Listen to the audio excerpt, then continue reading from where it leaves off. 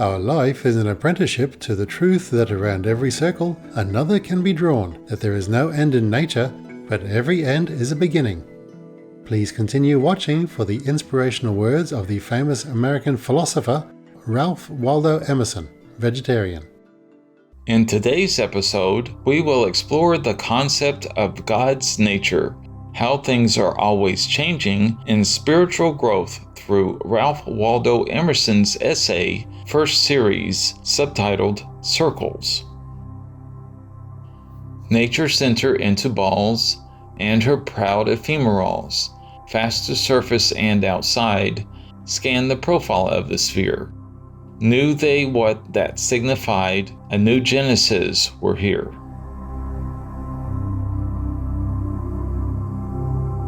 Divine Circle. The eye is the first circle, the horizon which it forms is the second, and throughout nature this primary figure is repeated without end. It is the highest emblem in the cipher of the world. St. Augustine described the nature of God as a circle whose center was everywhere and its circumference nowhere. We are all our lifetime reading the copious sense of this first of forms. One moral we have already deduced in considering the circular or compensatory character of every human action.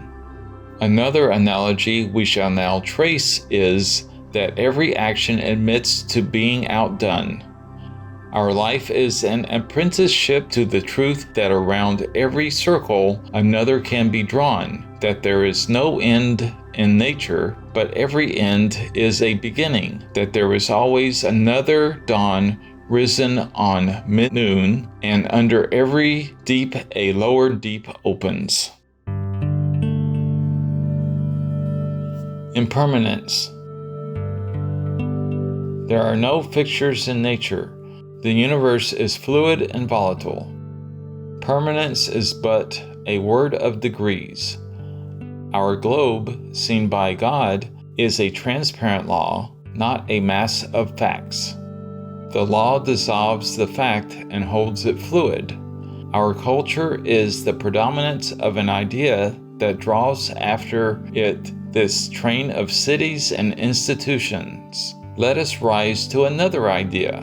They will disappear.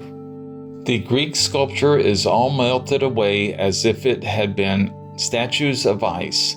Here and there, a solitary figure or fragment remains, as we see flecks and scraps of snow left in cold dells and mountain clefts in June and July. For the genius that created it creates now somewhat else. The Greek letters last a little longer, but are already passing under the same sentence and tumbling into the inevitable pit in which the creation of new thought opens for all that is old. The new continents are built out of the ruins of an old planet. The new races are fed out of the decomposition of the foregoing. New arts destroy the old. See the investment of capital in aqueducts made useless by hydraulics, roads and canals by railways, sails by steam, steam by electricity. You admire this tower of granite, weathering the hurts of so many ages, yet a little waving hand built this huge wall, and that which builds is better than that which is built. The hand that is built can topple it down much faster. Better than the hand and nimbler was the invisible thought which worked through it, and thus ever behind the coarse effect is a fine cause, which, being narrowly seen, is itself the effect of a finer cause. Everything looks permanent until its secret is known. A rich estate appears to women a firm and lasting fact. To a merchant, one easily created out of any materials and easily lost. An orchard, good tillage, good grounds, seem a fixture like a gold mine or a river to a citizen, but to a large farmer, not much more fixed than the state of the crop.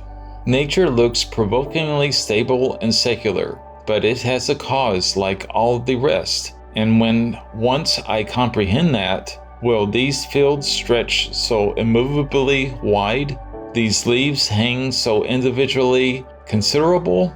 Permanence is a word of degrees. Everything is medial. Moons are no more bound to spiritual power than bat balls. Spiritual elevation. Every ultimate fact is only the first of a new series. Every general law, only a particular fact of some more general law, presently to disclose itself. There is no outside, no enclosing wall, no circumference to us. The man finishes his story. How good, how final, how it puts a new face on all things. He fills the sky. Lo, on the other side rises also a man, and draws a circle around the circle we had just pronounced the outline of the sphere. Then already is our first speaker not a man, but only a first speaker. His only redress is forthwith to draw a circle outside of his antagonist, and so men do by themselves. The result of today, which haunts the mind and cannot be escaped, will presently be abridged into a word, and the principle that seemed to explain nature will itself be included as one example of a bolder generalization. In the thought of tomorrow, there is a power to upheave all thy creed, all the creeds, all the literatures of the nations, and marshal thee to a heaven which no epic dream has yet depicted. Every man is not so much a workman in the world as he is a suggestion of what he should be. Men walk as prophecies of the next age. Divine connections. The natural world may be conceived of as a system of concentric circles, and we now and then detect in nature slight dislocations which apprise us that this surface on which we now stand is not fixed but sliding. These manifold tenacious qualities, this chemistry and vegetation, these metals and animals, which seem to stand there for their own sake, are means and methods only, are words of God and as fugitive as other words. Has the naturalist or chemist learned his craft, who has explored the gravity of atoms and the elective affinities, who has not yet discerned the deeper law whereof this is only a partial or approximate statement, namely that like draws to like, and that the goods which belong to you gravitate to you and need not be pursued with pains and cost? Yet is that statement approximate also and not final? Omnipresence is a higher fact. Not through the subtle subterranean channels need friend and fact be drawn to their counterpart, but rightly considered, these things proceed from the eternal generation of the soul. Cause and effect are two sides of one fact. Virtues. The same law of eternal procession ranges all that we call the virtues and extinguishes each in the light of a better. The great man will not be prudent in the popular sense. All his prudence will be so much deduction from his grandeur. But it behooves each to see, when he sacrifices prudence, to what God he devotes it. If to ease and pleasure, he had better be prudent still. If to a great trust, he can well spare his mule and panniers, who has a winged chariot instead. Geoffrey draws on his boots to go through the woods so that his feet may be safer from the bite of snakes. Aaron never thinks of such a peril. In many years, neither has been harmed by such an accident. Yet it seems to me that with every precaution you take against such an evil, you put yourself into the power of evil. I suppose that the highest prudence is the lowest prudence. Is this too sudden a rushing from the center to the verge of our orbit? Think how many times we shall fall back into pitiful calculations before we take up our rest in the great sentiment, or make the verge of today the new center. Besides, your bravest sentiment is familiar to the humblest men. The poor and the low have their way of expressing the last facts of philosophy, as well as you, blessed be nothing. And the worse things are, the better they are proverbs that express the transcendentalism of common life. Silence of truth.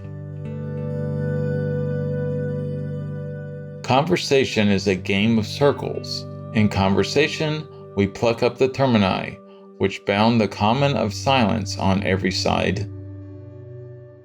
The parties are not to be judged by the spirit they partake in, or even express under this Pentecost. Tomorrow they will have receded from this high water mark. Tomorrow you shall find them stooping under the old pack saddles. Yet let us enjoy the cloven flame while it glows on our walls. When each new speaker strikes a new light, emancipates us from the oppression of the last speaker to oppress us with the greatness and exclusiveness of his own thought, then yields us to another Redeemer. We seem to recover our rights to become men. Oh, what truths profound and executable only in ages and orbs are supposed in the announcement of every truth. In common hours, society sits cold and statuesque. We all stand waiting, empty, knowing possibly that we can be full, surrounded by mighty symbols which are not symbols to us, but prose and trivial toys.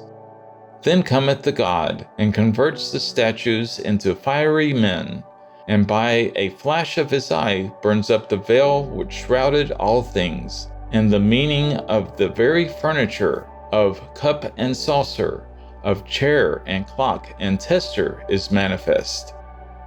The facts which loomed so large in the fogs of yesterday, property, climate, breeding, personal beauty, and the like, have strangely changed their proportions. All that we reckon settled shakes and rattles, and literature, cities, climates, and religions leave their foundations and dance before our eyes. And yet here again, see the swift circumspection. Good as is a discourse, silence is better and shames it. The length of the discourse indicates the distance of thought between the speaker and the hearer. If they were at a perfect understanding in any part, no words would be necessary thereon. If at one in all parts, no words would be suffered. For more information, please visit Project Gutenberg or gutenberg.org. Free yourself from pain. Starting vegan. Noble viewers, thank you for your warm presence today for Words of Wisdom. Coming up next is Zen Buddhist Koans, unraveling greater truths through contemplation, right after noteworthy news. May you realize your soul's aspirations in the delight of the heavenly realms. Be vegan, make peace, do good deeds, heaven Godspeed. Russia, leave Ukraine or you reign now. Peace be with you too. Our programs offer many languages. Please visit suprememastertv.com/schedule. and suprememastertv.com/WOW. Nos programmes offrent plusieurs langues. Veuillez visiter suprememastertv.com/schedule et suprememastertv.com/WOW. Nuestros programas ofrecen varios idiomas. Visiten suprememastertv.com/schedule y suprememastertv.com/WOW。我们的节目提供多种语言，请看 suprememastertv.com/schedule 和 suprememastertv.com/WOW。